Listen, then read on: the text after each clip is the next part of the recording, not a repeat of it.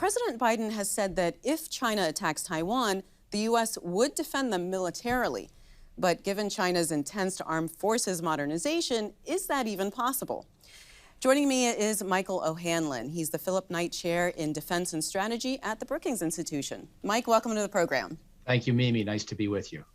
So what is American policy vis-a-vis coming to Taiwan's military defense? Well, it's a great question with no simple answer.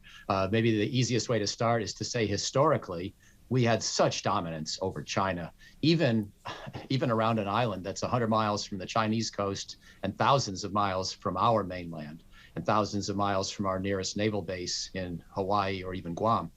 And yet things have changed. And now militarily, it's a much more even and tough call as to what would happen there. Strategically, getting to your point about what our policy is, we still have this so-called strategic ambiguity stance where we do not commit in advance to defend Taiwan no matter what. We say it would all depend on how the crisis or conflict began, who caused it, whose fault it seemed to be. And the goal here has been historically to try to discourage Taiwan from declaring independence or taking any other action that would make war more likely. Yeah, I was going to ask you, what's the purpose for that? Why not just come out and say, this is what we'll do in order to deter Chinese action?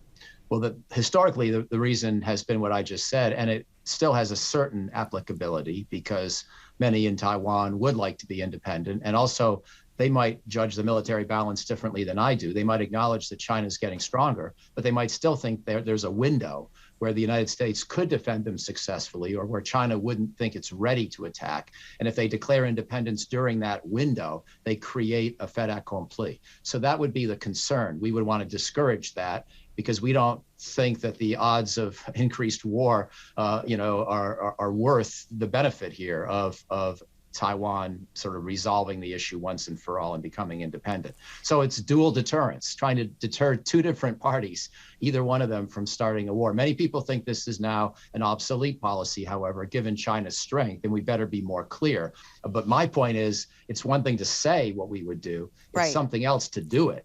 And it's not obvious that we would win in any and all scenarios around Taiwan. And that's the real question here. Does the U.S. have the military capability to defend Taiwan? We have the capability to maybe win and maybe lose and probably have a long, tough fight, and maybe that sounds like I'm just punting, but we've all been surprised, or almost all of us, by how the Russia-Ukraine conflict has gone. Most of us were surprised by how the Iraq war went. War is unpredictable. It's much more unpredictable than a sporting event because in sports, at least, you have a time duration, agreed rules, and the same number of people on each side.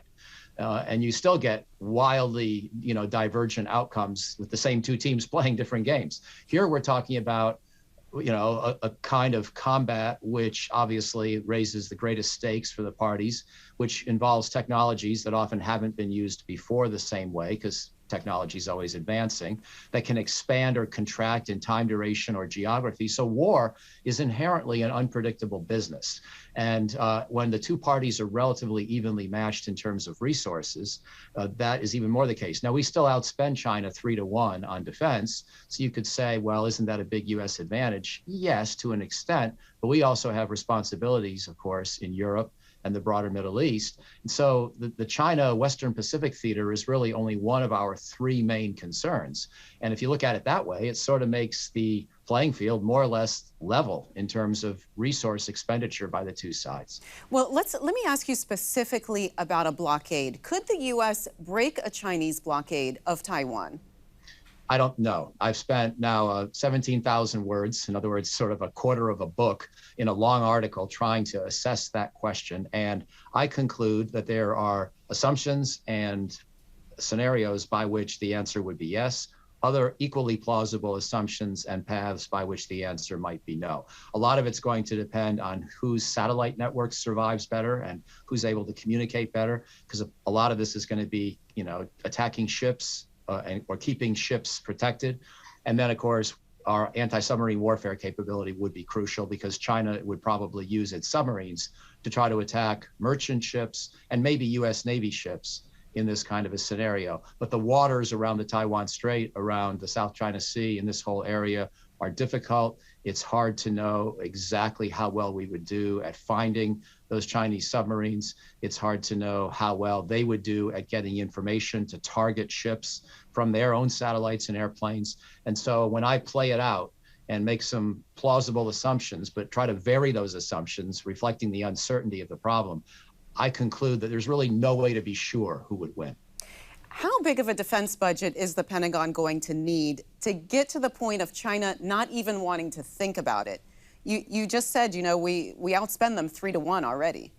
Yeah, I'm glad you asked that way, because I don't think there is an answer to that question. And, you know, there is a lot of vigorous and important debate about whether the 2023 defense budget should be something in the range of closer to 750 billion or 800 billion or even more than that, largely with inflation being a big question mark.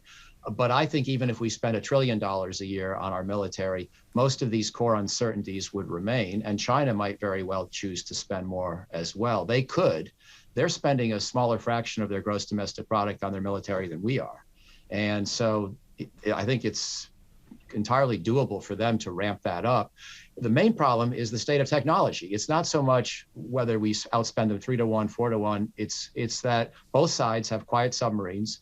Both sides have vulnerable satellites and means to attack the other side's satellites. Both sides have very precise long-range missiles and are building a lot more.